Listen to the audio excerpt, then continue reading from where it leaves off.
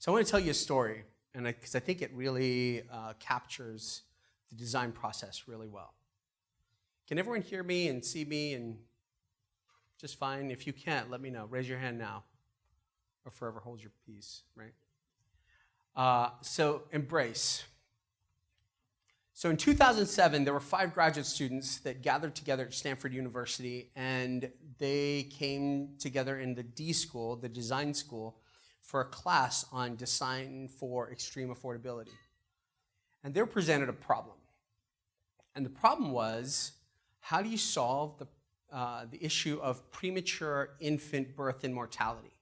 So every year, 20 million infants, by some estimates, are born prematurely. So these are all estimates because we can barely get them medical care, let alone count them. So 20 million infants born prematurely. Of that,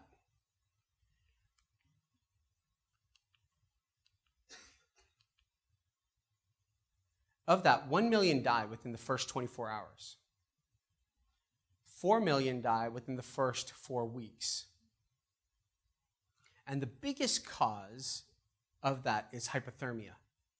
So these babies are born like just tiny and fragile, and they don't even have enough fat or meat on their bones to keep their temperature at the right level, let alone the energy to keep it there, right? They're supposed to be in utero. So, and our solution in the first world is incubators, right? And incubators cost $20,000 a piece. So you can see where the problem is, right? So they set about, like, okay, what do we need to do? The problem is incubators are too expensive. So they got about like making a cheaper incubator. Makes sense, right? Well, fortunately, one of them had to take a trip. Linus took a trip to Nepal. And as he was going through Nepal, he was walking through the hospital and he saw all these unused incubators lying around.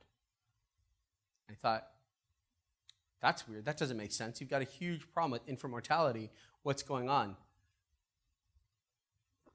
So the doctor he was shadowing said, well, the babies aren't dying here. They're dying in the villages. And something clicked. He's like, wait, I think something's wrong with our approach. So they went back to the drawing board and realized that, well, who are they designing for? Incubators are designed for the clinician. And what's not in the rural villages? Clinicians and even reliable electricity, both of which an incubator needs. So they changed the user. They started thinking about it from the standpoint of the new mother.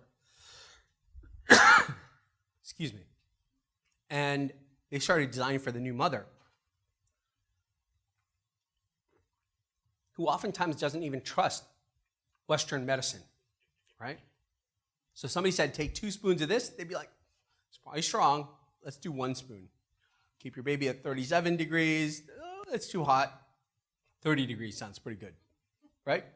And we know that's probably not a good temperature for a baby. So they started with that in mind. How do they go about doing that? But what the critical thing they figured out is the problem they were really addressing, the need they were actually solving, is the baby needed to be kept warm.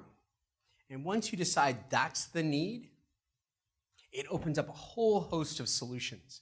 It's not just a cheaper incubator. So they got about solving it, and they came up with this really amazing idea. It's basically a little sleeping bag or a papoose for the baby.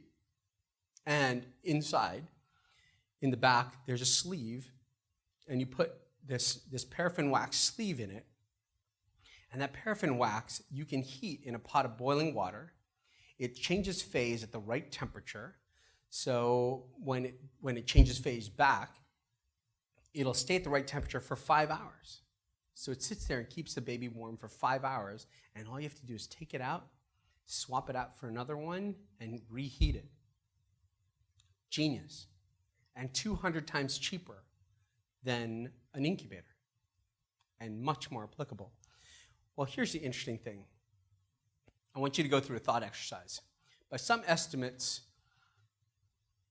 infants not born at term, infants born prematurely, cost about $250,000 more than infants born at term. In the US, there are 500,000 infants born prematurely every year. If only half of those got this solution, how much money would we save?